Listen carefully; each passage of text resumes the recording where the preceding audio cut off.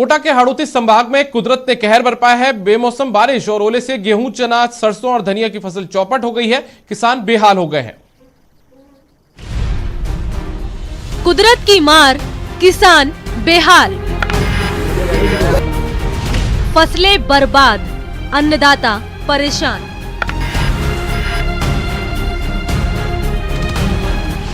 सरकार से मुआवजे की आस।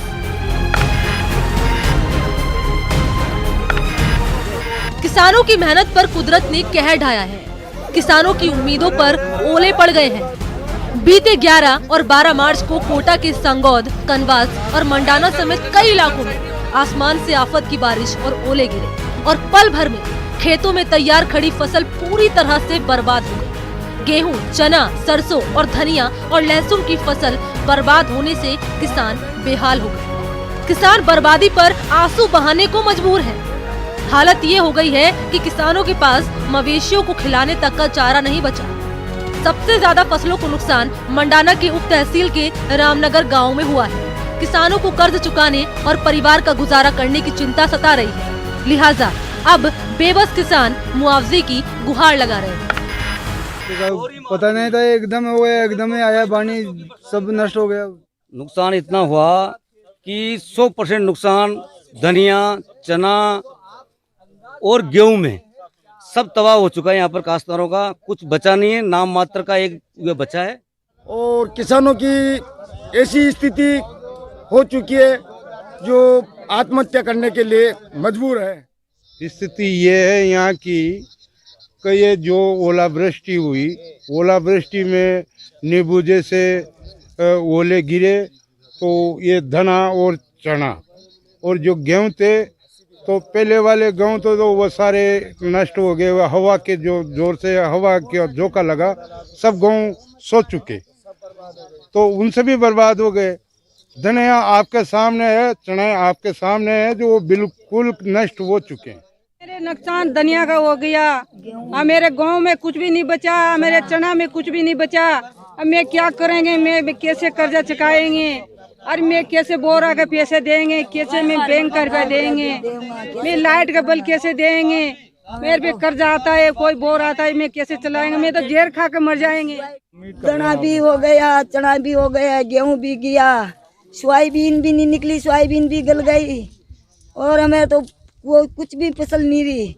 आकी फसल नष्ट हो गई, खेत में आकर भी क्या करा, दवाई खा कर मर जावा जाए। अच्छा, वेस्टर्न डिस्टर्बेंस की वजह से हुई बारिश और ओले गिरने से फसलों को 50 से 100% तक फसलों को नुकसान हुआ। इस कुदरती आपदा से किसान लाखों के कर्जदार बन गए हैं। ऐसे में अब किसान मुआवजे से राहत मिलने के लिए आस लगाए बैठे हैं ताकि उनकी जिंदगी फिर से पटरी पर आ सके। न्यूज़ 18 राजस्थान के लिए कोटा से अर्जुन अरविंद की रिपोर्ट। हाड़ौती में बिन मौसम हुई बारिश ने किसानों की कमर तोड़कर रख दी है। किसानों ने सरकार से मदद की गुहार लगाई है, जिस पर सरकार गंभीर है। अरमानों वृक्ष से पहले निकलकर अपने खेतों को मेहनत की धूप दी, अपनी फसलों के दानों को तारों से ज्यादा चाहा, लकड़ी की मूठ वाली अपनी हसिया को चंदा से ज्यादा सराहा, वे आज लुटे पिटे बैठे हैं। सब में नुकसान है, सभी में नुकसान दाना में है, गेहूं में है और अपने या सरसों है, इमे है, जो खड़ी खड़ी सारी फसल में सब में है नुकसान। अचानक जो ओलावृष्टि हुई है, इसी से पूरे जितने भी किसान हैं उनको बहुत ज़्यादा नुकसान हुआ है। किसानों ने फसलें जो काटी थी वो फसलें जहाँ की जहीं रह गई है और अब देखो हम चाहते हैं कि राज्य सरकार इसमें उचित मुआवजा दिया जाए। आसमान से गिरी आफत ने कोटा के किसानों की कमर तोड़ कर रख दी। संभाग के चारों जिलों में कहीं हल्की तो कहीं तेज अंधड़ के साथ बारिश और ओलावृष्टि हुई, जिससे मंडियों में बिकने जाने को तैयार फसलें चौपट हो गईं। तेज हवाओं से खेतों में लहला रही फसलें जमीन पर धराशायी हो गईं। सबसे ज्यादा नुकसान गेहूं, चना, धनिया, सरसों और लहसुन की फसल को हुआ। चाहे धनिया की फसल हो, चाहे गेहूं की फसल हो, चाहे चने की फसल हो, सभी फसलों में कटाई जोरों पर चल रही है। खेतों में अनाज पड़ा हुआ है। किसान को इस बरसात से भारी नुकसान पहुंचा है। 20 मिनट की बारिश ने बरसाती नालों में उफान ला दिया। गांव की गलियों में, सड़कों पर, आंगन और छप्पर पर हर तरफ सफेद ओलों की चादर बिछा दी। कोटा जिले के कनवास और सांगोद उपखंड के दर्जनों गांवों में किसानों के आर्थिक उन्नति के अरमान पल भर में काफूर हो गए। प्रभावित किसान नुकसान की भरपाई के लिए अब सरकार की ओर देख रहे हैं और सरकार को भी अपनी जिम्मेदारियों का एहसास है। सभी कृषि पर्यवेक्षक क्षेत्र में माननीय कृषि मंत्री महोदय और माननीय धारीवाल जी के निर्देशानुसार जो हम सर्वे के लिए मुस्तैद कर दिया गया है, 48 घंटे के अंदर संपूर्ण सर्वे होकर के और किसानों के आवेदन पत्र भरवाने के निर्देश जारी कर दिए। ऐसे में उम्मीद की जानी चाहिए कि अच्छी नीयत और तत्परता से किया जा रहा काम रंग लाएगा और किसानों के जख्मों पर मुआवजे का मरहम लगेगा। न्यूज़ 18 राजस्थान के लिए कोटा से अर्जुन अरविंद और झालावाड़ से तरुण शर्मा की रिपोर्ट। और अब आपको दिखाते हैं सरकारी झोल की पोल। जी हां, सरकारी ऑफिस में काम कैसे होता है, अधिकारी और कर्मचारी टाइम पर आते हैं कि नहीं, देखना है तो इस रिपोर्ट को देखिए, जहां सरप्राइज चेकिंग करने वाले ही खुद सरप्राइज हो जाएंगे। सरकारी दफ्तरों की सच्चाई देखिए।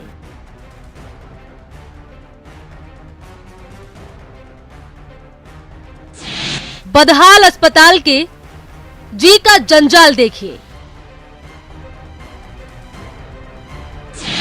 खाली कुर्सियों का जाल देखिए। लेट लतीफे से कंगाल देखिए। सरकारी झोल की पोल खोल। जी हां, सोचा भी नहीं था कि सरप्राइज चेकिंग करने वाले साहब खुद ही सरप्राइज हो जाएंगे। सबसे पहले उस ऑफिस का हाल देख लीजिए, जो विधानसभा में महज चंद कदमों की ही दूरी पर है।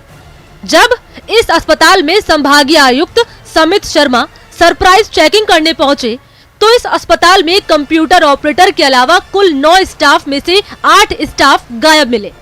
और तो और डॉक्टर साहब खुद ही बीमार हो गए। कोई आया नहीं क्या? नहीं, टाइम तो हो गया आपके हॉस्पिटल आने का, 9:20 हो गए। लो हाँ, रजिस्टर दीजिए। हटो। क्या डॉक्टर साहब नहीं है क्या? डॉक्टर साहब तबीयत खराब है तो क्या छुट्टी दी है क्या? 3 दिन की देरी की है। नहीं, इसमें लगा हुआ है क्या रजिस्टर में? तो 3 दिन से नहीं आया मतलब? तबीयत खराब से छुट्टी ले लेना नियम से। मैं कब मना कर रहा हूँ? नहीं, एप्लीकेशन बताओ, रजिस्टर में लिखा है क्या यार? मैं तो एप्लीकेशन देता हूँ, फिर मैं 2 दिन बाद आके साइन कर दूंगा।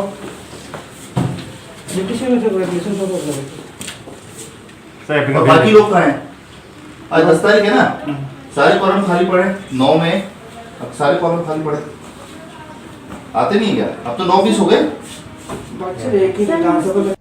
संभागीय आयुक्त का निरीक्षण चल ही रहा था कि तभी एक महिला कर्मचारी ने एंट्री मारी और उसका लेट आने का जवाब भी सुन लीजिए। क्या हुआ? अब आए हो क्या? नहीं सर, वो गाड़ी का टायर पंचर हो गया। कोई बात नहीं, आपके रोज पंचर होता है, झूठ क्यों बोलते हो इतना? है नहीं सर, वो अब चलिए एक और सरकारी ऑफिस में लेकर चलते हैं। राजधानी का आरटीओ ऑफिस है, लेकिन यहाँ भी संभागीय आयुक्त के विजिट में 94 में से 51 कर्मचारी गैर हाजिर मिले। राजकीय आयुर्वेदिक औषधालय वाटिका का भी हाल कुछ अलग नहीं था। यार ऑफिस में आप क्या किससे गए हो? फिर आपने अप्रेंट भी और गाड़ी ड्राइवर भी पहना, रजिस्टर दो आप। ये ठीक है आपसे तो यार? क्या नाम है आपका? सुभाष सर। जयपुर पोस्टिंग लेकर बैठो, सुभाष जी है? साइन तो कर लेना, बस 2 ही लोग आप। ये 9 AM के अभी के 4 PM के बाद में करते हो? सर ये प्रस्थान का कोई बात नहीं। इधर मरीज कितने हैं रोज के?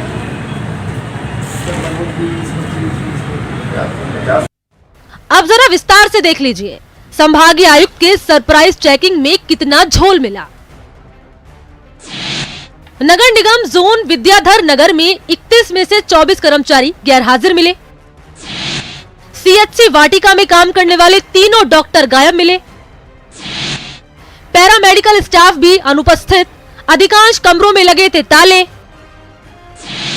राजकीय आयुर्वेदिक औषधालय वाटिका में भी ताला लगा था।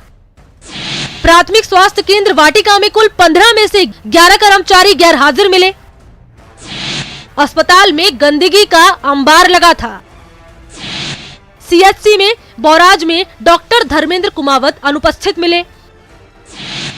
एनआरएचएम में 11 में से 10 कर्मचारी गैर हाजिर मिले। एक इसके बारे में भी एक जल्दी ही डाटा संकलन कर हम उसको पब्लिक करेंगे कि कितने लोगों को विभागीय कार्य सही तरीके से संपादन नहीं करने की एवज में, समय पर कार्यालय में उपस्थित नहीं होने की एवज में, या राज्य सरकार के निर्देशों की पालना सुनिश्चित नहीं करने के एवज में चार्जशीट दी गई है। ये हाल उन सरकारी ऑफिसों का है जिनसे जनता को उम्मीद है, लेकिन जयपुर ही नहीं, इनसे सटे गांवों कस्बों में अधिकांश दफ्तरों की कमोवेश ऐसी ही तस्वीर है। उम्मीद है कि लेट लतीफी का जाल टूटेगा और सरकारी ऑफिस का हाल सुधरेगा। न्यूज़ 18 राजस्थान के लिए बाबूलाल धायल की रिपोर्ट। ब्रेक के बाद आपका स्वागत है। कोरोना से जीतना है तो जागरूक रहना है, लापरवाही की कतई गुंजाइश नहीं है। प्रदेश में वैक्सीनेशन का पूरा इंतजाम है, बस जरूरत है आपको सतर्क रहने की।